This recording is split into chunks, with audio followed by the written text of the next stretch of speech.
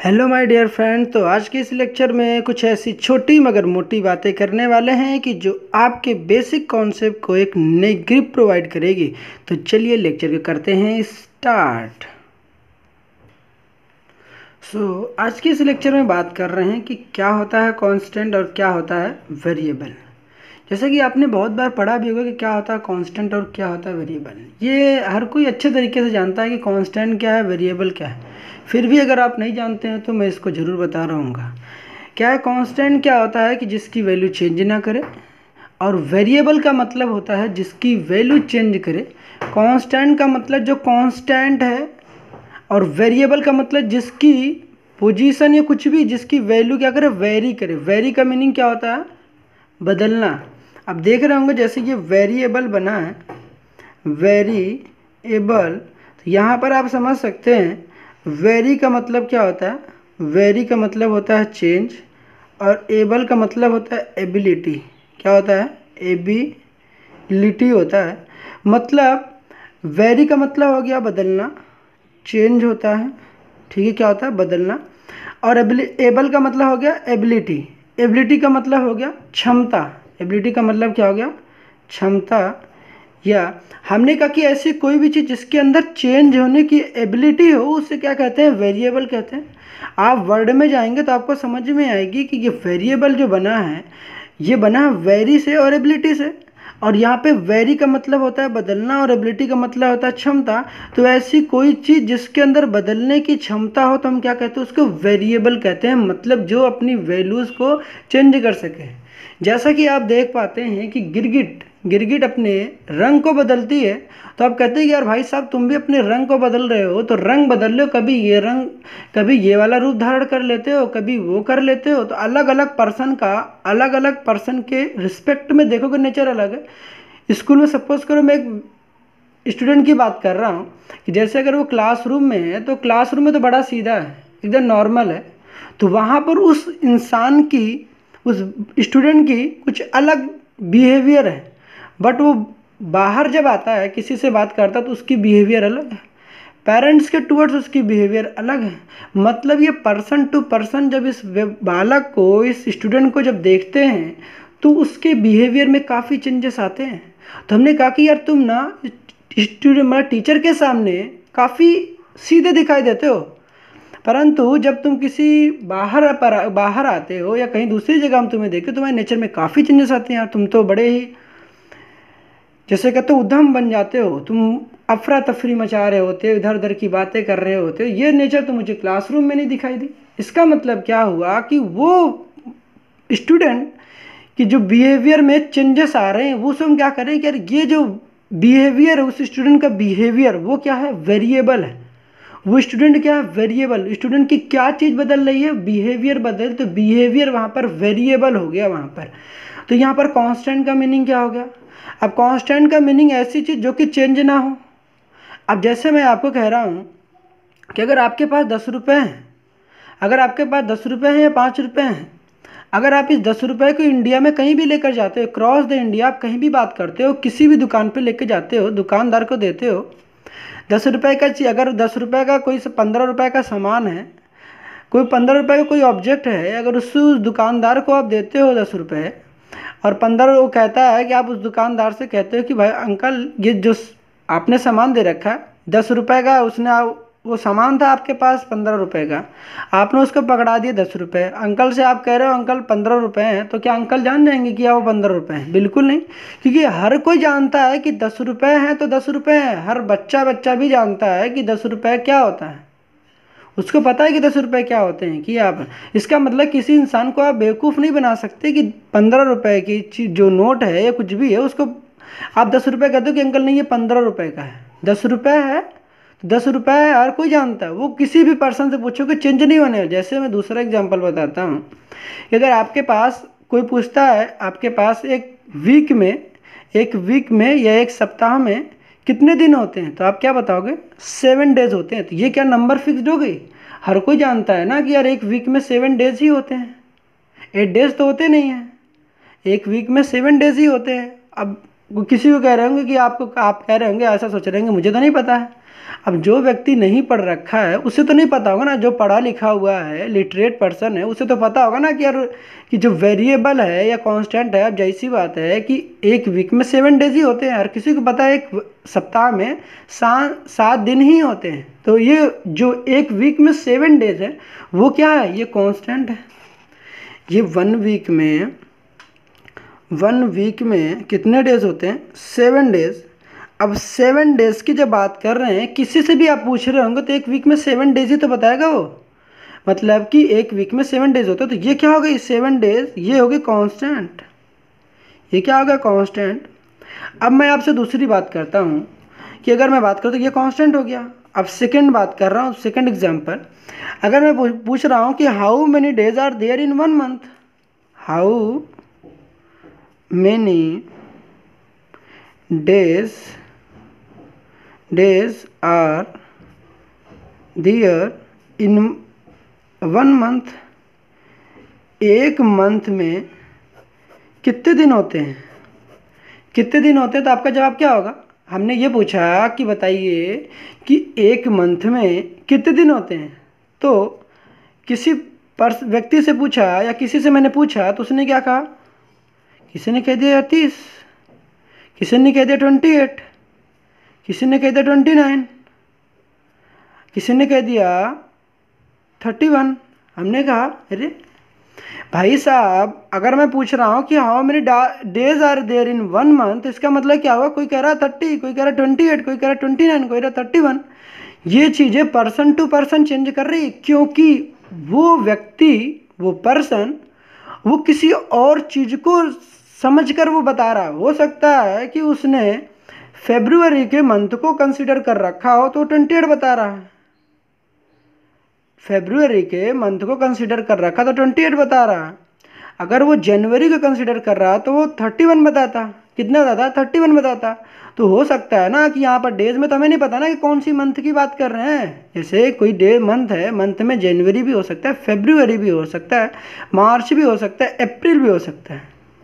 लेकिन उन्होंने ये तो नहीं कर रखा कि how many days are there in 1 month. उन्होंने किसी मंथ को पर्टिकुलरली इसे स्पेसिफाई तो नहीं कर रखा है कि कौन सा मंथ है, पर्टिकुलरली स्पेसिफाई करना चाहिए ना, उस चीज़ को डिपिक्ट करना चाहिए कि भाई साहब बताइए ये हमें कि कौन सा मंथ है। अब आप पूछ रहे हैं कि how many days are there in 1 month, तो हमें ये नहीं पता ना कि कौन सी मंथ की बात करो। जब आप मंथ बताओगे तभी तो हमें पता चलेगा कि कितने डेज होते हैं। तो फिर how many days are there in 1 month, तो ये क्या हो जाएगा, एक वेरिएबल हो जाएगा। ये क्या हो जाएगा, ये वेरिएबल का एग्जाम्पल हो जाएगा। लेकिन मैं अगर आपसे ये पूछता कि how many days are there in April month, हमने कहा कि क्वेश्चन को मैंने ऐसे कर रखा कि how many days are there in, चलो जनवरी कर लेते हैं, जनवरी मंथ। हमने क्या रखा कि जनवरी के महीने में कितने दिन होते हैं।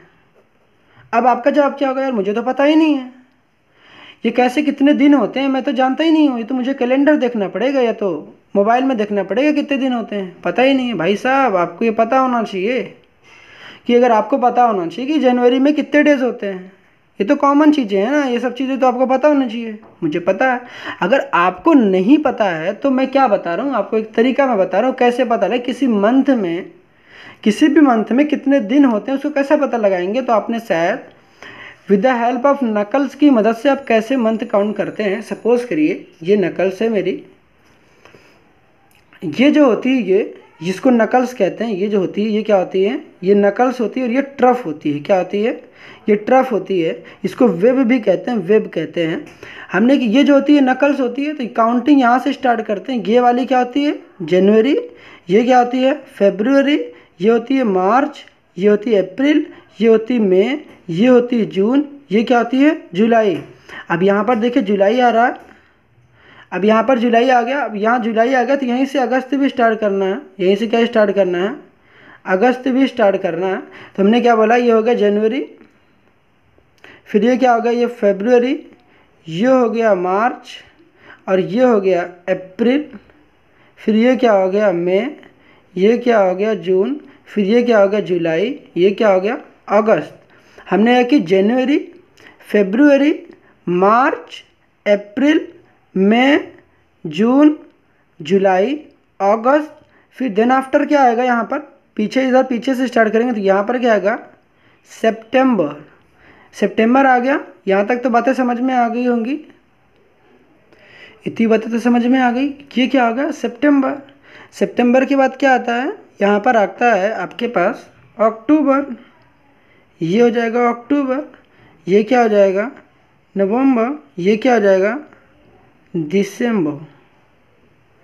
हमने क्या रखा कि ये जो आ रही है, अगर मैं पूछ रहा हूँ कि ये जो है, ये नकल्स जो उठे हुए पार्ट है, ये नकल्स वाले जो हैं, ये वाले, ये होते हैं 31 के। कितने होते हैं इसमें, जो ये वाले मंथ होते हैं इसमें 31 डेज होते हैं। जो बॉटम वाले हैं, जो नीचे वाले होते हैं, इसमें कितने होते हैं, ये जो नीचे वाले हैं, जैसे करने का मतलब है ये जो ये फिंगर्स हैं, फिंगर्स में जो नकल्स हैं, ये नकल्स, नकल्स में जो होते हैं ये 31 डेज होते हैं। कितने होते हैं, 31 डेज। और जो ट्रफ है, क्या है, ये जो ट्रफ है, ये जो आपको दिख रही है, ये ट्रफ में कितने होते हैं, ट्रफ में होते हैं मेरे पास 30, कितने होते हैं 30 डेज। और कितने होते हैं मेरे पास 30 डेज होते हैं। इसमें होते हैं मेरे पास ये 28 डेज और 29 डेज। कितने होते हैं, 30, 28 या 29। हमारे पास क्या होगा, ये 30 होगा या 28 या 29। अब 28 और 29 केवल फरवरी में होगा। ये 28 और 29 किस में होगा, फरवरी में होगा। मतलब ये जो होगा फरवरी में, केवल फरवरी के मंथ में 28 और 29 डेज होंगे। 28 फरवरी में, ये एक लीप ईयर में, एक लीप ईयर जब आता है तब क्या होता है, 29 डेज आते हैं। और लीप ईयर मतलब एक 4 साल जब होता है, 4 साल में एक बार ही फरवरी के मंथ में 29 डेज आते हैं। इस वजह से जिनका 29 फरवरी को डेट ऑफ बर्थ पड़ता है, उनको डेट ऑफ बर्थ, अपनी डेट ऑफ बर्थ आने के लिए, दोबारा जन्मदिन मनाने के लिए 4 साल का इंतज़ार करना पड़ता है। मतलब क्या, फरवरी में हमारे पास या तो 28 डेज होते हैं या तो 29 डेज होते हैं। 28 डेज जो होते हैं, ये तो कॉमन है कि हर कोई 28 डेज होते हैं, बट जो 29 डेज आते हैं फरवरी में, वो एक लीप ईयर में आता है। एक लीप ईयर जो होता है वो 4 साल में आता है। कितने, 4 ईयर्स इसका वेट करना पड़ता है। कहने का मतलब क्या है कि जो है ये 2020 जो था, ये लीप ईयर था। ये क्या था, एक लीप ईयर। लीप ईयर की पूरी एक लिस्ट आती है, आप देख सकते हैं। इसमें जो है, यहाँ पर इसमें इस वाले 2020 में 29 डेज आए थे फरवरी में। अब जो है 4 साल की गैपिंग होती है, तो 2020 में आया था। अब जो व्यक्ति फरवरी 29 फेब को उसका जब बर्थडे पड़ेगा, तो उस जो अपना बर्थडे अब मना रहा होगा, अब उसको 2024 का इंतज़ार करना पड़ेगा, तो उसमें भी 29 डेज आएंगे। तो मतलब क्या, 29 फेब को उसका बर्थडे पड़ रहा होगा। मतलब 2024 में, अगर 2020 में उसने अपना बर्थडे मनाया था, अब 2024 में उसको क्या करना पड़ेगा, वेट करना पड़ेगा, तब जाके वो 29 तारीख तब जाके पड़ेगा 2024 में। क्योंकि एक लीप ईयर जो होता है, एक लीप ईयर में 366 डेज होते हैं। कितने, एक लीप ईयर में 366 366 दिन होते हैं एक लीप ईयर में। जो कि जो हम लोग बताते हैं कि 1 ईयर में कितने डेज होते हैं, तो आप क्या बताते हैं कि 365 डेज होते हैं। ये एक कॉमन तरीका है जो कि सबको पता होता है। ये भी क्या है, कांस्टेंट है। एक साल में कितने दिन होते हैं, कांस्टेंट है ना, हर किसी को पता है कि एक साल में 365 डेज होते हैं, 365 डेज होते हैं। लेकिन कोई आपसे पूछता है कि 1 लीप ईयर कितना होता है, 1 लीप ईयर कितना होता है, तो 1 लीप ईयर जो होता है वो होता है 366 डेज, जिसके लिए आपको क्या करना पड़ता है, 4 साल का इंतज़ार करना पड़ता है। क्या करना पड़ता है, 4 साल का इंतज़ार करना पड़ता है। तब आपको 366 डेज कैसे मिलते हैं, फेब में जब 29 डेज होते हैं, तब जाके ये क्या होता है 366 डेज कंप्लीट होता है। तो इसका मतलब क्या होगा, ये भी तो कांस्टेंट होगा कि एक साल में मैं पूछ रहा हूँ आपसे कितने दिन होते, तो आप क्या बताएंगे 365 डेज। तो ये भी कांस्टेंट हो गया, जो कि यार आप चेंज नहीं कर सकते, ये हमेशा से चलता है और चलता ही रहेगा। तो इसका मतलब क्या हो गया 1 ईयर में 365 डेज होते हैं, ये भी क्या हो गया एक कांस्टेंट है। अब वेरिएबल तो समझ में आ गया, वेरिएबल का मतलब जो पर्सन टू पर्सन चेंज करे, जैसे कि इंसान के नेचर यार वो भी चेंज करते हैं, गिरगिट के कलर वो भी चेंज कर रहे, तो ये क्या हो गया वेरिएबल, क्या हो गया वेरिएबल हो गया। कांस्टेंट में मैंने दूसरा एग्जांपल कौन सा बताया कि सपोज करिए आपने 10 रुपये लेके गए दुकानदार के पास, तो वो 10 रुपये तो यार कहीं भी लेके जाओ ना, आप किसी एरिया में भी लेके जाओ, ऑल ओवर इंडिया में वो 10 रुपये ही रहने वाले हैं, तो वो भी क्या होगा कांस्टेंट। कांस्टेंट का मतलब जिसकी वैल्यू फिक्स्ड रहे, एक नोन नंबर रहे, फिक्स्ड वैल्यू को हम लोग कांस्टेंट कहते हैं, और जिसकी वैल्यू फिक्स्ड ना हो, चेंज होती रहे, उसे हम क्या कहते हैं वेरिएबल कहते हैं। तो चलिए इसको देखते हैं। बाकी आई होप इतनी समझ में आई होंगी कि आपको मंथ कैसे देखना होता है बाय यूजिंग योर नकल्स के देखने के लिए मैंने क्या बताया कि जो आपके जो उठे उठे पार्ट है, जो नकल्स होते हैं, ये इसमें 31 डेज होते हैं।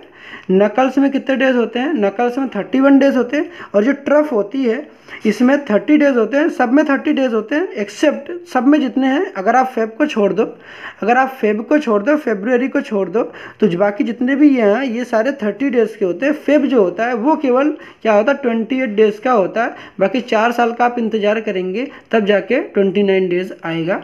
इसका मतलब क्या होगा, बाकी जितने भी है ये सारे कितने होंगे 30 डेज के होंगे। तो आई होप अब आप काउंट कर सकते हैं कि कैसे काउंट करना है।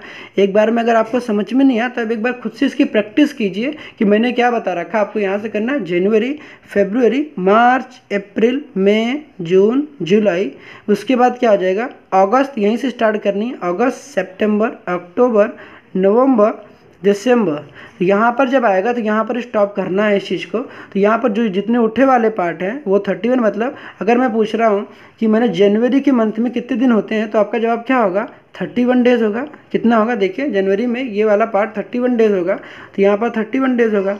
हम आपसे पूछते कि बताइए जुलाई में कितना होता, जुलाई में बताते तब भी आप कितना होता 31 डेज ही आते। इसका मतलब जो व्यक्ति पढ़ा हुआ है, जिसको जानता है उस चीज़ को, तो वो तो यही बताएगा ना कि जनवरी के मंथ में 31 डेज ही होते हैं। अब आपको नहीं पता होगा, आप नहीं जानते हैं, आपने नहीं पढ़ा, तो आप क्या बताएंगे, आप कुछ नहीं बता पाएंगे। इसका मतलब होगा जो इंसान पढ़ रखा है उस चीज़ को जानता है कि स्पेसिफिक वैल्यू है, किसकी वैल्यू फिक्स्ड है, वो तो बताएगा। इसका मतलब उससे हम क्या कहते हैं कांस्टेंट कहते हैं। तो चलिए आगे देखते हैं हम क्या होता है। हमने क्या बताया कांस्टेंट क्या होता है, कांस्टेंट एक फिक्स्ड वैल्यू होती है या नोन नंबर होता है जिसकी वैल्यू फिक्स्ड रहे। वेरिएबल क्या होते हैं, जिसकी वैल्यू वेरी करे या चेंज होती रहे। वेरिएबल क्या होते हैं, वेरिएबल एक अननोन होते हैं। वेरिएबल क्या होते हैं, ये अननोन होते हैं जिसकी वैल्यू हमें पता नहीं होती है, अननोन होते हैं। और ये नॉट फिक्स्ड होते हैं, ये फिक्स्ड नहीं होते हैं, क्या होते हैं नॉट फिक्स्ड होते हैं। इंसान के नेचर कब बदल जाए कुछ पता नहीं है, कि इंसान के नेचर कब बदल जाए कुछ पता नहीं। वैसे कुछ चीज़ें भी होती हैं कि जिसकी, जैसे हमने कहा कि प्राइस ऑफ पेट्रोल की जो प्राइस है आजकल देख रहे हैं आसमान पे चढ़ी हुई है, प्राइस ऑफ पेट्रोल भी क्या होगी एक वेरिएबल होगी, इसकी भी दिन पे दिन महंगाई बढ़ती जा रही है। हमने कहा कि उसी तरीके से पेट्रोल के भी जो दाम है वो क्या होंगे हमारे वेरिएबल होंगे।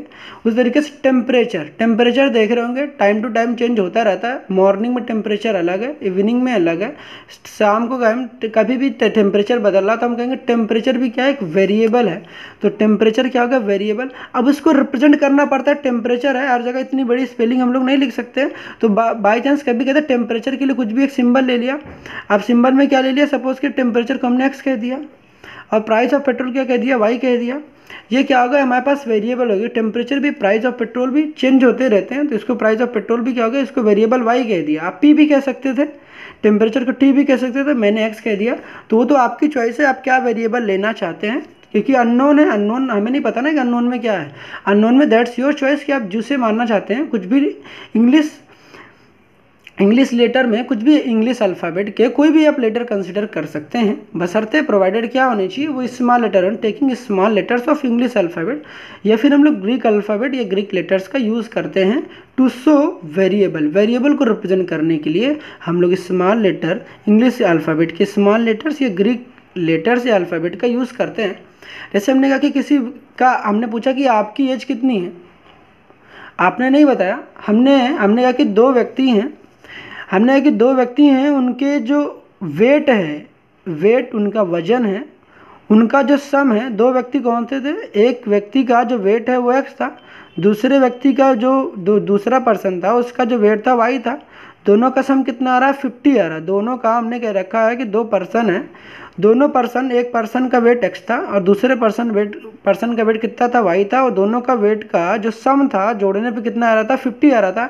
उस चीज़ को रिप्रेजेंट करने के लिए हमने क्या यूज़ किया, हमें पता नहीं था ना यार दोनों का, हमें केवल इतनी बातें पता थी कि दोनों का वेट का जो सम आएगा वो 50 आएगा, बट दोनों का वेट हमें नहीं पता था। दोनों का वेट नहीं पता था, इस वजह से हमने एज्यूम कर लिया कि पहले वाले पर्सन का जो वेट होगा वो x होगा और दूसरे पर्सन का जो वेट होगा वो y होगा। तो ये x एंड y जो कंसीडर कर रहे होते हैं, ये x और y क्या होते हैं, यही अननोन होते हैं। ये अननोन होते हैं जिनकी वैल्यू हमें नहीं पता होती है, और इसी को हम लोग क्या कहते हैं, वेरिएबल कहते हैं। वेरिएबल क्या होते हैं, अननोन होते हैं, जिसकी वैल्यू फिक्स्ड नहीं होती उसे हम क्या कहते हैं, वेरिएबल कहते हैं। Whose value does not fixed, मतलब उसकी वैल्यू चेंज होती रहती है, उससे हम वेरिएबल कहते हैं। आपकी वेट की बात करते हैं या मेरी वेट की बात करेंगे, तो वेट तो फिक्स्ड नहीं है ना यार, वेट भी चेंज होता रहता है। सुबह आप जब खाना नहीं खाएंगे तो आपकी वेट कुछ और होगी, खाना खा लेंगे तो कुछ और होगी, सुबह काम करते रहेंगे तो कुछ आपकी थोड़ी बहुत 30 ग्राम 50 ग्राम कुछ भी कम आते रहें, तो ये भी क्या हो रही, जब आप वेट को मेज़र कर रहे होंगे तो वहाँ पे भी चेंजेस आ रहेंगे। तो वेट ऑफ अ पर्सन, किसी पर्सन का वेट भी एक क्या होता है, वेरिएबल होता है। वेट ऑफ अ पर्सन ये भी क्या होता है, वेरिएबल होता है। तो इतनी बातें समझ में आ गई होंगी। अब सेकेंड चीज़ क्या आती है, अब सेकेंड चीज क्या होती है, आर्बिट्रेरी कांस्टेंट। क्या होती है, आर्बिट्रेरी कांस्टेंट क्या होती है, ये आपने मैथ्स में काफ़ी जगह सुन रखा होगा, आपने देखा होगा। आर्बिट्रेरी कांस्टेंट का मतलब हो गया अपने मन से माना गया कांस्टेंट, मन माना कांस्टेंट, मतलब जो आपकी मन कर रही है वो कांस्टेंट मान लिया, कि मान लिया वो चीज़, जैसे कभी आपने सुना होगा ये डायलॉग, माना वो मेरी है, माना वो मेरी है। अब भैया वहाँ पे आपने मान लिया कि वो मेरी है, वो बदलने वाली नहीं, वो आपने थोड़ी समय के लिए, कुछ क्षणिक समय के लिए, कुछ देर के लिए, for a moment you have consider, आपने उसे कंसीडर किया कि यू हैव लेट दैट, कि दैट पर्सन इज़ योर, कि वो आपकी है। इसका मतलब हो गया कि आर्बिट्रेरी कांस्टेंट में जब आप उसकी बात कर रहे हो तो वहाँ पे उस चीज़ के इंसान को आपने माना कि वो फिक्स है, कि वो, जैसे आपने वो मूवी देखी हो कि तकदीर वाला, तकदीर वाले में वेंकटेश जो है साउथ का हीरो है, उसने रवीना टंडन को कुछ समय के लिए अपनी बीवी कंसिडर कर रखा था, अपनी माँ को भरोसा दिलाने के लिए कि उसकी माँ की डेथ हो जाती 12 बजे, तो इस वजह से उसने क्या कर रखा था, कुछ समय के लिए क्या कर मान रखा था, रवीना टंडन को अपनी बीवी मान रखा था। इसका मतलब क्या हो गया, वो अपने मन से मानी गई चीज़ थी, उसकी माँ के नज़र में वो तो कांस्टेंट थे कि उसकी बीवी थी, बट एक्चुअल में उसकी बीवी तो थी नहीं, वो थोड़ी देर के लिए माना था। तो वो क्या हो गया, एक वो हो गया आर्बिट्रेरी कांस्टेंट। आर्बिट्रेरी कांस्टेंट का मतलब आपके मन में आ रहा है कि मान लो ये चीज़ बदल नहीं रही, जैसे कभी आपने, आपके टीचर कभी बताते हो कि मान लो, एज्यूम कर लो कि ये कांस्टेंट है, तो ये क्या होगा, उसी को कहते हैं आर्बिट्रेरी कांस्टेंट। एक्चुअल में है नहीं, बट फॉर द मोमेंट उसे हम मान के चलते हैं कि ये कांस्टेंट है, तो उसे हम क्या कहते हैं, आर्बिट्रेरी कांस्टेंट। आर्बिट्रेरी कांस्टेंट का मतलब मन माना कांस्टेंट, जो आपके मन में आ रहा है कुछ थोड़ी देर के लिए उसे क्या करना है, कांस्टेंट कंसिडर कर लेते हैं। ठीक है, इतनी बातें समझ में आ गई होंगी आपको। अब बढ़ते हैं, तो अब इतनी बातें समझ में आ गई कि वेरिएबल मतलब जिसकी वैल्यू चेंज होती रहे, कांस्टेंट मतलब जिसकी वैल्यू चेंज ना हो। क्या हो गया, 1 2 3 4 कुछ भी नंबर, कोई भी, पाई भी एक नंबर है, 22/7 22/7 ये भी नंबर है। ई एक यूलर कांस्टेंट है, ये भी क्या है, एक नंबर है। log 2 हो गया, साइन 30 डिग्री लिख दिया जाए, ऐसे आपके पास लिखा हो साइन 30 डिग्री, साइन 30 डिग्री भी क्या है हमारे पास, साइन 30 डिग्री भी एक कांस्टेंट है। log 2 की बात कर लो, log 5 की बात कर लो, ये सारे क्या हैं, सब ये सब कांस्टेंट ही हैं। तो इनकी, क्योंकि इनकी वैल्यू चेंज नहीं होती, इनकी वैल्यू आप कैलसी से, कैलकुलेटर की हेल्प से आप देख भी सकते हैं। जैसे साइन 30 डिग्री की वैल्यू देखते ही आपके दिमाग में रहता है ना, साइन 30 की वैल्यू 1/2 होती है, तो भैया पता है ना इसकी वैल्यू फिक्स्ड है। हर कोई जो भी मैथ्स पढ़ रहा है, ट्रिग्नोमेट्री पढ़ रहा है, जो पढ़ रखा है इस चीज़ को, इस टॉपिक को पढ़ रखा है, उसे पता है ना कि साइन 30 की वैल्यू 1/2, अब इसे तो कोई चेंज नहीं कर सकता। तो इसका मतलब जिसकी वैल्यू फिक्स्ड है, नोन है, सभी को पता है, उसे हम कहते हैं कॉन्स्टेंट। अब यहाँ पर क्या होगा, वेरिएबल भी समझ में आएंगे। वेरिएबल को हम लोग किससे रिप्रेजेंट कर, देखिए जो कॉमन है, मोस्ट कॉमन वेरिएबल को जो रिप्रेजेंट करने का तरीका है, वो सबसे ज़्यादा कॉमन जो हम लोग यूज़ करते हैं वो है एक्स, वाई, जेड। ये क्या है, थीटा, और ये क्या है, फाई। ये क्या है, ये फाई है, और ये क्या है, ये थीटा है। कुछ ग्रीक लेटर्स हैं, ये थीटा है, और ये क्या है, ये मेरे पास लैम्डा है। क्या है, लैम्डा है। और आप साई भी यूज़ कर सकते हैं। ये त्रिशूल दिखता है आपको, ये क्या है, ये साई है। क्या है, ये साई है। क्या है, साई। ये भी ग्रीक लेटर्स हैं। अब बहुत सारे ग्रीक लेटर्स होते हैं, बट जो कॉमन है, सबसे ज़्यादा जो कॉमन है उसको हम लोग, ये लेटर्स जो है ग्रीक लेटर्स, उससे यूज़ करते हैं। ये सबसे कॉमनली यूज्ड ग्रीक लेटर्स है। ये फाई, ये थीटा, ये लैम्डा, और ये साई। हमने कहा कि ये क्या होगा, वेरिएबल। वेरिएबल को एक्स वाई जेड, ये सबसे कॉमनली यूज्ड वेरिएबल है जिसको हम लोग यूज़ करते हैं आमतौर पर। अब बात आती है कि जो वेरिएबल होते हैं, वेरिएबल भी दो टाइप्स के होते हैं। वेरिएबल कितने टाइप्स के होते हैं, दो टाइप्स के। जो पहला आता है डिपेंडेंट वेरिएबल, और दूसरा कौन सा होता है, इंडिपेंडेंट वेरिएबल। डिपेंडेंट वेरिएबल और इंडिपेंडेंट वेरिएबल, ये वेरिएबल के दो टाइप्स होते हैं। अभी तक तो आपने केवल वेरिएबल सुना होगा, आज पहली बार शायद आप सुन रहे होंगे कि डिपेंडेंट वेरिएबल और दूसरा एक इंडिपेंडेंट वेरिएबल भी कोई एक चीज़ होती है। वो क्या होती है ज़रा देखते हैं। हमने क्या रखा है कि y is equal to F of X है। y क्या है, एफ ऑफ एक्स है, मतलब फंक्शन ऑफ एक्स है। अब इसका मतलब ही नहीं समझ में आता है कि यार इसको क्या रीड करते हैं, इसको रीड करते हैं फंक्शन ऑफ एक्स। अगर y is equal to F of T लिखा होता है तो इसे क्या बोलते हैं आप, फंक्शन ऑफ टी। क्या बोलते हैं, फंक्शन ऑफ टी बोलते हैं। क्या बोलते हैं, फंक्शन ऑफ टी बोलते हैं। अगर एफ ऑफ जी लिखा, मतलब y is equal to F of S लिखा होता तो क्या बोलते हैं, एफ ऑफ एस लिखा होता है तो इसे क्या बोलते हैं, फंक्शन ऑफ एस। हम क्या बोलते हैं, y is a function of S. कैसे पूरी तरीके इसको कैसे रीड करते हैं, पूरी रीड करने का तरीका क्या है, y is a function of S. अब आपकी बुक में ये लिखा रहता है ना कि y s का फंक्शन है, तो आपको समझ में नहीं आता यार, बिल्कुल समझ नहीं आया क्या लिखा गया, y s का फंक्शन है। अब इस चीज़ को समझते हैं ज़रा। हमने क्या रखा कि y is equal to F of X. अब जैसे अगर आपके पास लिखा कि y इज इक्वल टू, यहाँ पर लिख रखा साइन थीटा। हमने दूसरी चीज़ लिख रखा y is equal to X square. y is equal to log में लॉग लिख रखा है, t लिखा है। हमने क्या रखा, y किसका फंक्शन है।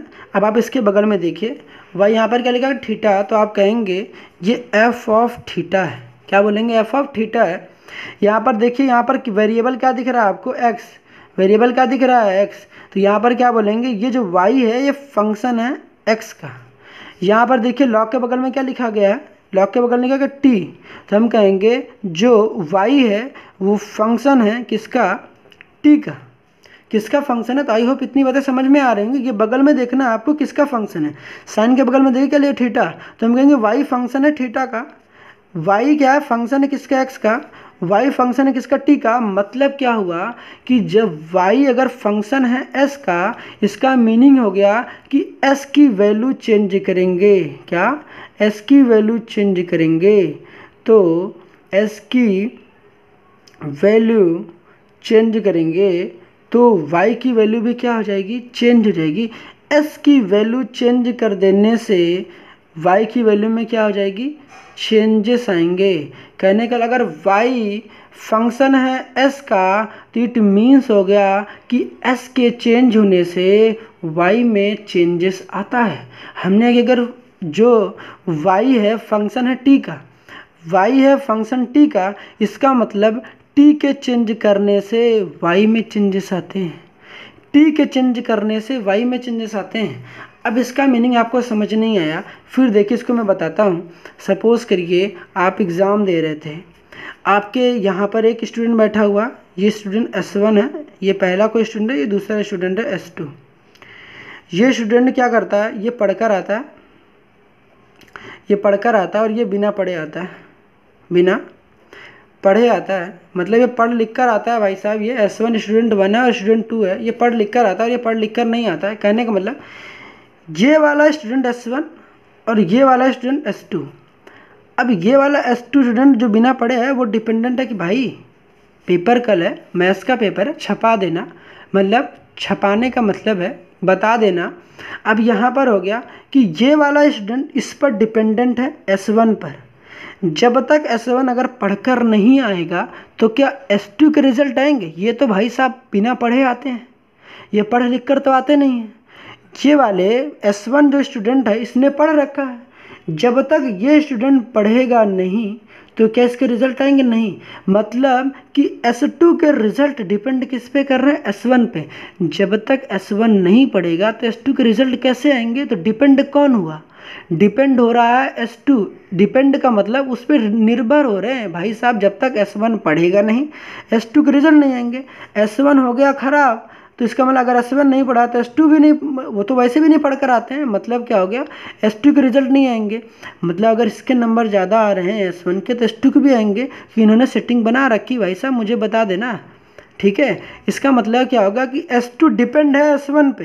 तो अगर मान लीजिए y = f(x) है, आपने कभी देखा होगा, सपोज करिए किसी ने x² का ग्राफ बनाने के लिए दे दिया, या x² + 1 का आपसे क्या कह दिया किसी ने, इसमें इसकी वैल्यू आप करें। तो आपने क्या किया होगा, बचपन में x को इनपुट करते थे, x की वैल्यू पुट करते थे ना, इनपुट हम क्या देखते थे, x की वैल्यू डिफरेंट पुट करते थे, डिफरेंट। इसको और अच्छे समझाते हैं आपको। सपोज करिए y = f(x) था और ये x² था। देखिए मैंने f(x) कैसे कंसिडर कर रखा, देखिए यहाँ पर x था, इस वजह से f के बीच में ही ब्रैकेट लगा x लिखा है। ये y जो है फंक्शन ऑफ x है। हमने यहाँ कि बचपन में आपने क्या कर रखा है कि यहाँ पर x की डिफरेंट वैल्यूज़ पुट किया था, डिफरेंट वैल्यूज़ पुट किए, तो आपको y के डिफरेंट आउटपुट मिले। मतलब क्या हुआ, हमने x की डिफरेंट वैल्यूज़ पुट किया, मतलब ये मेरा इनपुट था जिसको मैंने दिया और आउटपुट क्या मिला मुझे, ये जैसे कि एक मिक्सर है। अब इसको घटिया तरीके से चलिए समझते हैं। हमने कहा कि इसके अंदर कुछ इनपुट दिया, आपने इनपुट क्या दिया, सपोज करिए इसके अंदर हमने इसको ऑरेंज डाल दिया, इसके अंदर ऑरेंज डाल दिया। अब हमें बाहर क्या मिलेगा, ऑरेंज जूस मिलेगा।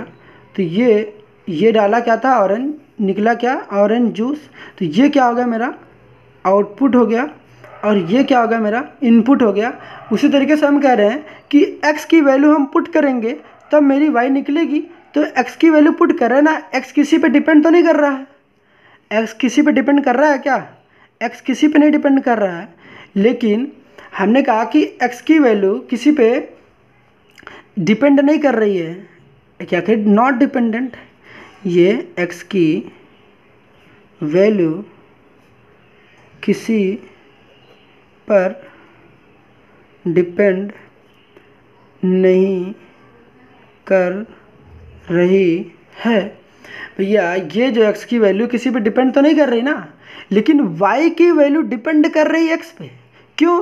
क्योंकि जब तक आप x की वैल्यू यहाँ पर पुट नहीं करोगे y की वैल्यू आप फाइंड नहीं कर सकते। x की वैल्यू आप ऐसे बॉक्स बनाते थे क्लास 10th में, आपने ऐसे बॉक्स बनाया, x यहाँ लिखा, y यहाँ लिखा, और यही y ही तो मेरा f(x) था। मतलब x की वैल्यू अगर हम 0 पुट करते तो यहाँ पर रखते, तो यहाँ पर आप लिखते थे f(0), f(1), f(2), f(3). मतलब क्या हुआ कि जब तक ये हमारी y की वैल्यू निकलेगी, ये क्या निकलेगी, y की वैल्यू निकल कर आएगी, क्योंकि f(x) ही मैंने y मान रखे थे। मतलब 0 रखा तो क्या निकला, जब तक 0 रखेंगे नहीं तब तक y की वैल्यू निकल कर नहीं आएगी। मतलब क्या हो गया कि जब तक ये व्यक्ति याद नहीं करेंगे और पढ़ के नहीं जाएंगे तब तक इनके रिजल्ट नहीं आने वाले हैं। तो ये वाला पर्सन तो डिपेंड हो गया ना x पर, ये वाला y जो है पर्सन ये डिपेंड किस पर, x पे। मतलब जब तक x पढ़कर नहीं आएगा, जब तक x को हम कुछ बताएंगे नहीं कि भाई साहब ये पढ़ के चले जाओ, तब तक y के भी एकदम घटिया रिजल्ट आ रहे होंगे कि इन्होंने ये तो पढ़ के नहीं आया ना, ये पढ़कर आ रखे हैं। तो x जो है y डिपेंड कर रहा है x पे, क्योंकि ये चीज़ जब तक x की वैल्यू पुट नहीं करेंगे तब तक y निकलेगा नहीं। समझ रहे हैं आप? हमने एक x की वैल्यू 0 है तो y भी क्या है कि 0। x की वैल्यू 1 पुट किया, x की वैल्यू कितना पुट किया 1, तो y का 1 का स्क्वायर करेंगे कितना आ जाएगा 1 ही आ जाएगा। x की वैल्यू 2 तो y की वैल्यू भी कितनी आ जाएगी, y की वैल्यू कितनी आ जाएगी यहाँ पर 4। तो मतलब जब तक ये मेरा था इनपुट और ये क्या था मेरा, ये था मेरा आउटपुट। मतलब क्या हो गया, जब तक x की वैल्यू हमने पुट नहीं किया y की वैल्यू नहीं निकली, तो ये x क्या हो गया, x दिमाग में आपको ये रखना है कि जो x होता है नॉर्मली x एक्सिस पे जब हम लोग प्लॉट करते हैं x एक्सिस, और दूसरा क्या होता है y एक्सिस, तो x जो होता है वो मेरा इंडिपेंडेंट होता है। क्या होता है, इंडिपेंडेंट होता है। मतलब इंडिपेंडेंट होता है, एन और टी है, इंडिपेंडेंट है। और y जो होता है वो डिपेंडेंट है। क्या होता है, डिपेंडेंट है। हमने क्या रखा, जब हम लोग ग्राफ बनाते हैं यहाँ पर, जब भी कोई ग्राफ बनाया, सपोज करिए इसका ग्राफ बनाते हैं y equal to X square का, तो y equal to X square का जो ग्राफ होता है वो अपवर्ड पैराबोला होता है। अभी ग्राफ कैसे बनता है फिर कभी डिस्कस करेंगे, but for the time being इसको आप समझते हैं। हमने क्या रखा कि यहाँ पर x की डिफरेंट वैल्यूज़ हमने पुट कर रखी है, उसके रिस्पेक्ट में हमें क्या मिला है, कुछ y की डिफरेंस वैल्यू मिली है। x की वैल्यू कुछ पुट किया, देखिए y की वैल्यू मिली, x की कुछ पुट किया y की वैल्यू मिली, x की कुछ वैल्यू पुट किया y की वैल्यू मिली, x की कुछ वैल्यू पुट किया y मिली। तो ये कह रहा है x की डिफरेंट वैल्यूज़ पे y मिलती है। जो भी अगर सपोज करिए y is equal to F of T होता, यहाँ फंक्शन उन्होंने लिख लिया कोई भी, सपोज करिए साइन टी कंसिडर कर लिया। अगर आपने साइन टी कंसिडर कर लिया, आप यहाँ टी की वैल्यू आप पुट करेंगे, तो यहाँ पे जब टी की वैल्यू जो पुट करते हैं, ये जो पुट करते हैं टी, ये हमेशा एक्स एक्सिस पर ही पुट करते हैं। तो जो निकल कर आता है वो हमें किस एक्सिस पे प्लॉट करते हैं, वाई पे। इसका मतलब एक्स एक्सिस पर इंडिपेंडेंट होता है और वाई एक्सिस डिपेंडेंट होता है, क्योंकि एक्स एक्सिस पर हम लोग इनपुट देते हैं, इनपुट एक्स एक्सिस पर देते हैं और आउटपुट हम लोग वाई एक्सिस पर ऑब्टेन करते हैं। तो हमें क्या समझ में आया कि जो x होता है वो मेरा x जो है वो नॉर्मली हम लोग ये मान कर चलते हैं, हमने ये नहीं करा कि 100% यही चलता है। x जो होता है वो मेरा इंडिपेंडेंट वेरिएबल होता है, इंडिपेंडेंट वेरिएबल होता है। और y जो होता है वो क्या होता है, डिपेंडेंट वेरिएबल होता है, डिपेंडेंट वेरिएबल होता है। मतलब यहाँ पर अगर मैं कह रहा हूँ कि y is a function of x, तो यहाँ पर जो x है वो x मेरा वो एक इंडिपेंडेंट है, इंडिपेंडेंट वेरिएबल है, क्योंकि ये x किसी पे डिपेंड नहीं कर रहा है, y डिपेंड कर रहा है x पे। y is dependent on x, मतलब जब तक x की वैल्यू पुट नहीं करेंगे तब तक y की वैल्यू नहीं निकल कर आएगी। तो हम कहेंगे यहाँ पर x जो है एक इंडिपेंडेंट वेरिएबल है और जो y है वो क्या है, डिपेंडेंट है। स्पेलिंग यहाँ लिखा हुआ है, आप इसको समझ सकते हैं। ये डिपेंडेंट वेरिएबल है, y किस पे डिपेंड कर रहा है, y is dependent on x। जब आप लिखते हैं ना, डिफरेंशिएशन करते हैं dy ओवर dx, तो यहाँ पर जो y होता है वो डिपेंडेंट है, x क्या है, इंडिपेंडेंट है। x क्या है, इंडिपेंडेंट वेरिएबल है। तो कोई पूछे डिफरेंशिएशन क्या है, तो differentiation is the ratio of dependent variable to the independent variable. मतलब डिपेंडेंट वेरिएबल और इंडिपेंडेंट वेरिएबल का रेशियो है। क्या है, रेशियो है। अब इसके आगे एक बार हम देखते हैं। तो वेरिएबल हमारे पास दो टाइप्स के आते हैं, एक डिपेंडेंट वेरिएबल और दूसरा कौन से आता है, इंडिपेंडेंट वेरिएबल।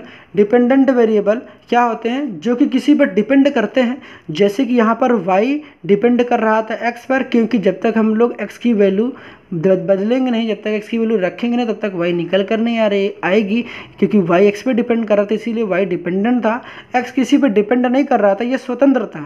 इंडिपेंडेंस का मतलब होता है स्वतंत्र, क्योंकि स्वतंत्रता दिवस अगर आपको नहीं पता इंडिपेंडेंट का मतलब स्वतंत्र है, तो आपने इंडिपेंडेंस डे सेलिब्रेट करते हैं ना, तो इससे याद कर सकते हैं इंडिपेंडेंस का मतलब होता है स्वतंत्र। हिंदी में भी मैंने लिख रखा है, हमने क्या रखा है, एफ ऑफ एक्स जो है इंडिपेंडेंट, एक्स जो है इंडिपेंडेंट वेरिएबल और वाई क्या है डिपेंडेंट वेरिएबल।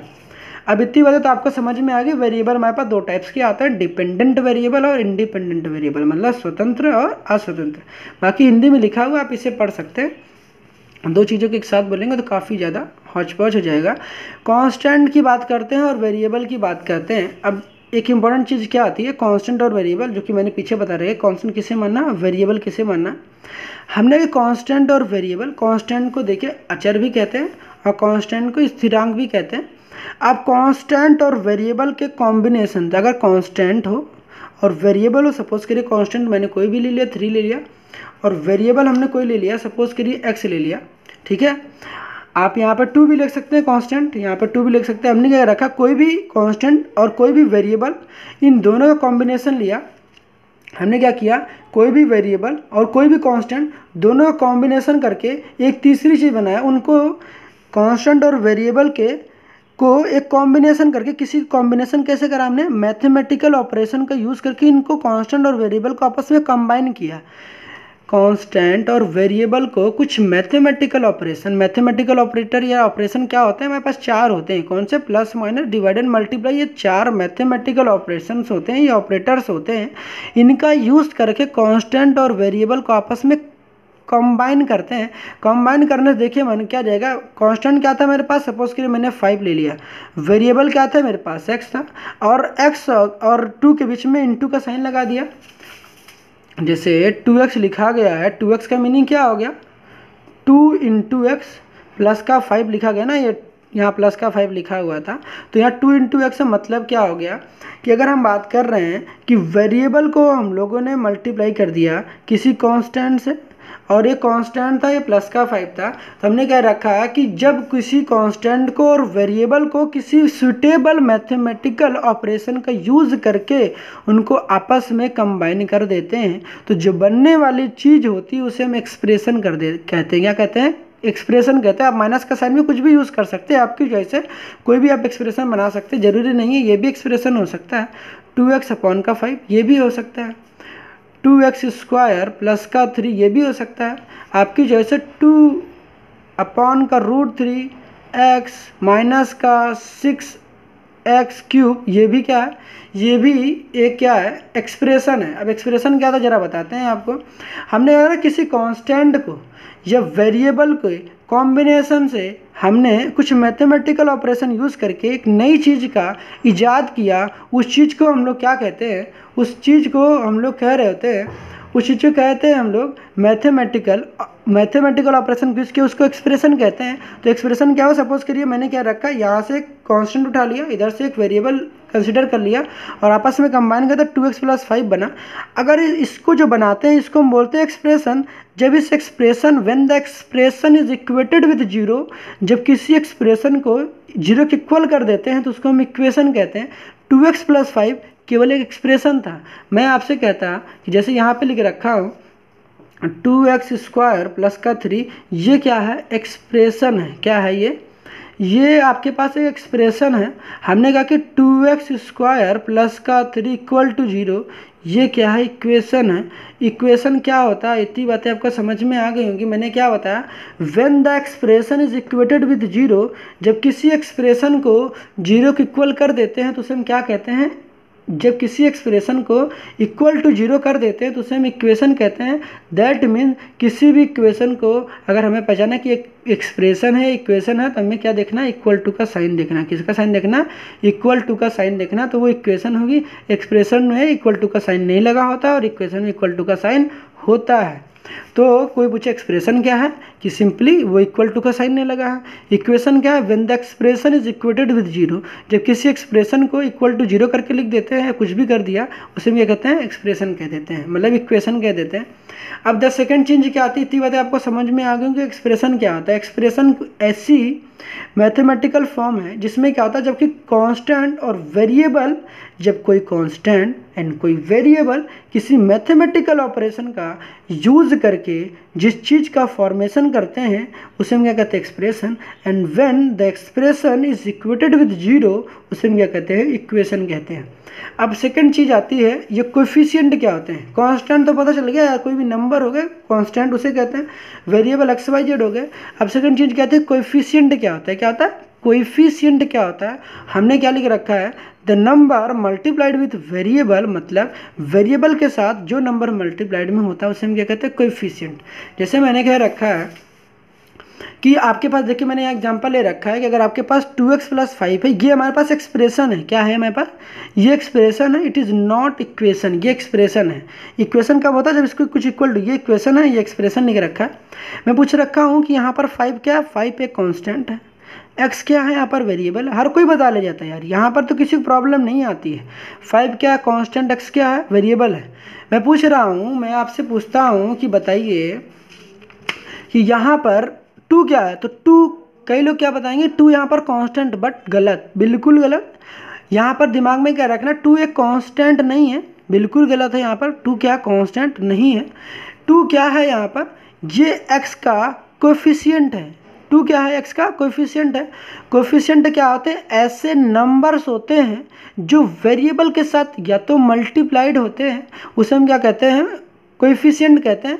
कोएफिशिएंट क्या होता है, सिंपली एक नंबर्स होते हैं। कोएफिशिएंट क्या होता है, एक नंबर होते हैं जो कि वेरिएबल के साथ मल्टीप्लाइड में होते हैं, उसे हम क्या कहते हैं, कोएफिशिएंट कहते हैं। ये कांस्टेंट बिल्कुल भी नहीं होता। जब ये भी कांस्टेंट, तो इनमें दोनों में फ़र्क क्या हो गया, ये देखिए वेरिएबल के साथ एक्स क्या था, वेरिएबल, ये वेरिएबल के साथ मल्टीप्लाइड में था, इस वजह से इसको कांस्टेंट नहीं कहते, इसको कहते हैं कोएफिशिएंट कहते हैं। क्या कहते हैं, 2 क्या है, कोएफिशिएंट है। तो हम कहेंगे कि जो 2 है कोएफिशिएंट ऑफ x है, क्योंकि x के बगल में मल्टीप्लाइड था, इस वजह से हम कह रहे हैं 2 जो कोएफिशिएंट ऑफ x है। अब यहाँ पर इतनी बातें समझ में आ गई। अब यहाँ पर मैं आपसे पूछता हूँ, तो यहाँ पर क्या होगा, ये जो 2 है ये क्या है, कोएफिशिएंट ऑफ x है, मतलब x का कोएफिशिएंट। कोएफिशिएंट का मतलब सिंपली यार हिंदी में आप भी दिमाग में रख सकते हो, कोएफिशिएंट का मतलब होता है गुणांक, मतलब जो चीज़ गुणे में हो, मतलब मल्टीप्लाइड में हो, उसे हम कोएफिशिएंट कहते हैं। क्या कहते हैं, उसे हम कोएफिशिएंट कहते हैं। तो यहाँ पर अगर कोई आपसे कहता है कि जो 2 है यहाँ पर कांस्टेंट है, तो इसका मतलब क्या होगा, उसने यार सही से पढ़ नहीं रखा है। आपको यार बेसिक नॉलेज इतनी होनी चाहिए कि जो वेरिएबल के साथ जो चीज़ मल्टीप्लाइड में होती है, क्या बोलने का कि वेरिएबल के साथ जो मल्टीप्लाइड में होती है उसे हम क्या कहते हैं, कोएफिशिएंट कहते हैं। वही चीज़ तो लिख रखा, वेरिएबल के साथ जो मल्टीप्लाइड में होता है उसे क्या कहते हैं, उस नंबर को हम लोग क्या कहते हैं, कोएफिशिएंट कहते हैं। तो यहाँ पर जो 2 है कोएफिशिएंट ऑफ x है। मैं आपसे पूछता हूँ, जैसे यहाँ पर है कि माइनस में x प्लस का 2x स्क्वायर, यहाँ पर बताइए x स्क्वायर का कोएफिशिएंट क्या है, तो x स्क्वायर कोएफिशिएंट कितना है, 2। क्या है ये 2 क्या है, कोएफिशिएंट ऑफ x स्क्वायर। कोई पूछता है कोएफिशिएंट ऑफ x स्क्वायर, तो आप क्या बताएंगे, तो क्या बताएंगे, आपका जवाब क्या होगा, 2। आपसे कोई पूछता है कोएफिशिएंट ऑफ x, बताइए क्या बताना है, कोएफिशिएंट ऑफ x बताइए। ये बात तो आप दिमाग में रखेंगे कि बच्चे यहाँ गलती कर देते हैं। अगर आपके पास -x लिखा गया है तो आप कोएफिशिएंट क्या बताएंगे, x लेके, जब यहाँ पर कुछ नहीं है ना तो 1 मानेंगे, तो यहाँ माइनस का साइन इस वजह से -1 हो जाएगा।